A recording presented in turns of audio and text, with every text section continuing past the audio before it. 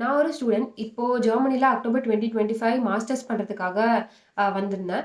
என்னோட சேனல்ல நான் from start to end Germany வர்றதுக்கான ஸ்டெப்ஸ் என்னென்னலாம் ஃபாலோ பண்ணேன். பிளஸ் இங்க வந்துட்ட அப்புறம் என்னோட ஸ்டூடண்ட் லைஃப் எப்படி இருக்கு? அப்படின்றத பத்திலாம் டாக்குமெண்ட் பண்ண போறேன். ஸோ நீங்களும் ஒரு ஸ்டூடெண்ட்டா இப்போ வரப்போறீங்க அப்படின்னா, என்னோட சேனல் ரொம்ப யூஸ்ஃபுல்லா இருக்கும். If so then consider subscribing my channel. So இன்னைக்கு நம்ம வீடியோல நான் வந்து ஃப்ரம் ஸ்டார்ட் டூ எண்ட் எவ்வளோ எனக்கு ஜெர்மனி வர்றதுக்காக செலவாச்சு அப்படின்றத பத்தி சொல்லப் போறேன். ஸோ இந்த வீடியோ பார்த்துட்டதுக்கு அப்புறமா உங்களுக்கு ஒரு ரஃப் ஐடியா இருக்கும். லைக் எவ்வளோ செலவாகும் ஜெர்மனி வர்றதுக்கு அப்படின்றத பத்தி. So let's get into the video. First வந்து இங்கிலீஷ் லாங்குவேஜ் சர்டிஃபிகேட்காக நான் வந்து ஐஎல்ஸ் தான் எடுத்திருந்தேன். ஐஎல்ஸ் நான் வந்து அக்டோபர் 2023ல எழுதினேன். அப்போ எனக்கு 16,000 ஆச்சு. பட் இப்போ நான் செக் பண்ணி பார்க்கும்போது 2,000 இன்க்ரீஸ் ஆயிருக்கு, விச் இஸ் 18,000. ஸோ யா அடுத்து நீங்கள் இப்போ ஜெர்மனி வரணும்னாலே ஒரு இம்பார்ட்டன்ட் டாக்குமெண்ட் ஒன்று வேணும், விச் இஸ் ஏபிஎஸ். ஏபிஎஸ் வந்து நான் அப்ளை பண்ணும்போதும் 18,000 தான் இருந்தது. இப்பயும் 18,000 தான் இருக்குது. நான் ஜனவரி 2024ல் அப்ளை பண்ணேன். இந்த ஏபிஎஸ் சர்டிஃபிகேட் நீங்கள் இப்போ வரப்போறீங்க, ஜெர்மனி வரப்போறீங்க அப்படின்னாலே ப்ரியோராகவே எடுத்து வச்சுக்கிறது ரொம்ப நல்லது. ஏன்னா இது வர்றதுக்கு ஒரு 4 to 5 months ஆகும் அப்படின்ற மாதிரி சொல்கிறாங்க. ஸோ இப்போ நீங்கள் வரப்போறீங்கன்னு தெரிஞ்சிருச்சு அப்படின்னா ரொம்பவே சீக்கிரமாக இது அப்ளை பண்ணி லைக் வாங்கி வச்சுக்கோங்க. அடுத்து வந்து நான் ஜெர்மன் கோர்ஸ் B1 வரைக்கும் பண்ணேன். எனக்கு கோர்ஸ் பண்ணுறதுக்கு லைக் A1, A2, B1 மூணுத்துக்குமே சேர்த்து 90,000 ஆச்சு, விச் இஸ் 30,000 பர் லெவல். நான் கோதே இன்ஸ்டியூட்டில் தான் பண்ணேன், அதனால தான் இவ்வளோ காஸ்ட்லியாக இருக்குது. But every penny is worth it. And நான் எக்ஸாம் வந்து A1 எழுதலை. A1 எழுதாமல் ஸ்ட்ரெயிட்டாக A2 தான் எழுதினேன். ஸோ A2 எக்ஸாமுக்கு வந்து எனக்கு 8,000 ஆச்சு. அடுத்து B1 எக்ஸாமுக்கு பர் மாடியூல் வந்து 3,500. நான் 4 மாடியூல் இருக்குது டோட்டலாக.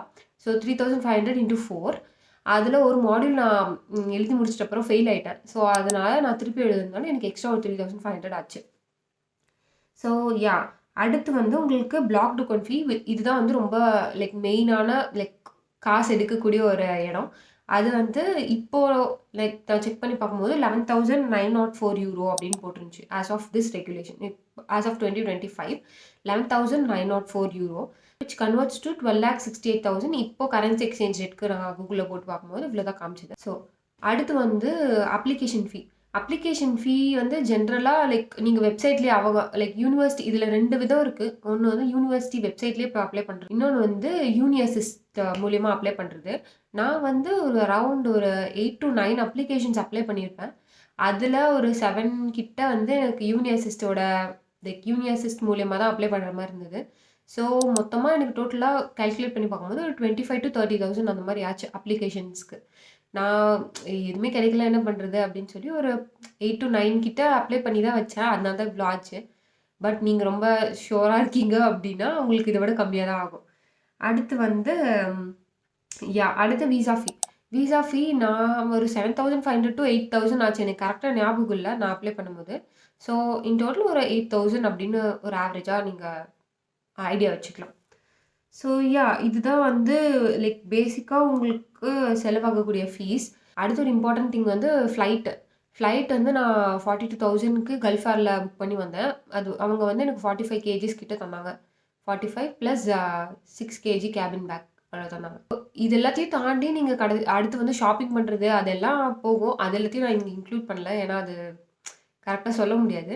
ஸோ இம்பார்ட்டண்ட்டான டாக்குமெண்ட்ஸ் அண்ட் திங்ஸ்க்கு எல்லாத்துக்குமே வந்து இவ்வளோ தான் செலவாச்சு எனக்கு. So in total around 15 lakhs கிட்ட ஆச்சு.